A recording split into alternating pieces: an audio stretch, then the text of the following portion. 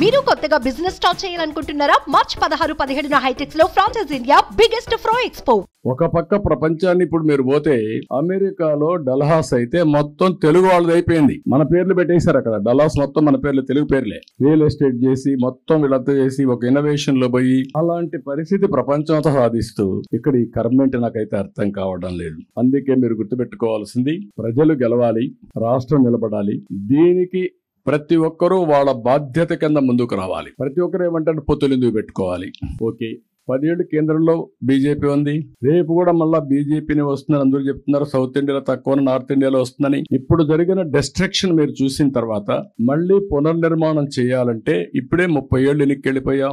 మళ్ళీ 30 ఏళ్ళు ఎన్నికపోయిన దాన్ని పికప్ చేయాలనుకుంటే కేంద్ర సహకారం అవసరం. నిధులు గాని, పర్మిషన్లు గాని, గ్రాంట్స్ గాని, ప్రాజెక్ట్స్ గాని, దేనికైనా వాళ్ళ క్లియరెన్సెస్ గాని అన్ని అవసరం. ఒకవేళ ఇక్కడ నేను గెలిచినా వాళ్ళ సహకారం లేకపోతే మనం పునర్నిర్మాణం చేయలేం. ఇలాంటివి వచ్చినప్పుడు ఇంకొక పక్కన మీరు జనసేన ఎందుకు పొత్తు పెట్టుకోవాలి, జనసేన తెలుగుదేశం ఎందుకు పెట్టుకోవాలి అంటే వీళ్ళ ఉద్దేశం మీరు ఫైట్ చేసుకోండి, ఓట్లు డివైడ్ చేసుకోండి, మేము అబద్ధాలు చెప్తాం, ప్రజల్ని మోసం చేస్తాం, మభ్య పెడతాం, మళ్ళా గెలుచుకొని రాష్ట్రాన్ని సర్వనాశనం చేస్తాం అనే పరిస్థితికి వచ్చారు.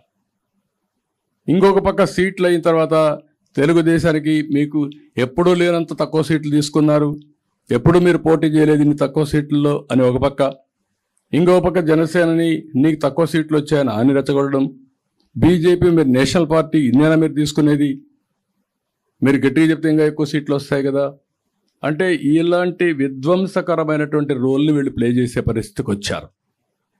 ఆ రోజు పవన్ కళ్యాణ్ గురించి చెప్పింది రాష్ట్రం గెలవాలి, అదే మరి ఓటు డివైడ్ కాకూడదు, వైఎస్ఆర్ కాంగ్రెస్ పార్టీ విముక్త రాష్ట్రం కోసం మేము పనిచేస్తాం చాలా స్పష్టంగా చెప్పి ఆ మాట నిలబెట్టుకున్నాడు.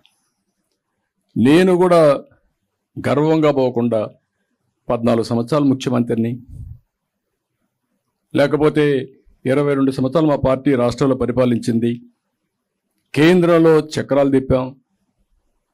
కాబట్టి నేను కూడా అన్నీ నా దగ్గరికి రావాలి, నేను ఎక్కడికి పోను, ఎవరితో అడ్జస్ట్ కానంటే అంటే ఎవరికి లాభం? ప్రజాహితం కోసం, ప్రజల కోసం, భవిష్యత్తు కోసం, భావితరాల కోసం మేము రాజీ పడ్డాం అందరం కూడా.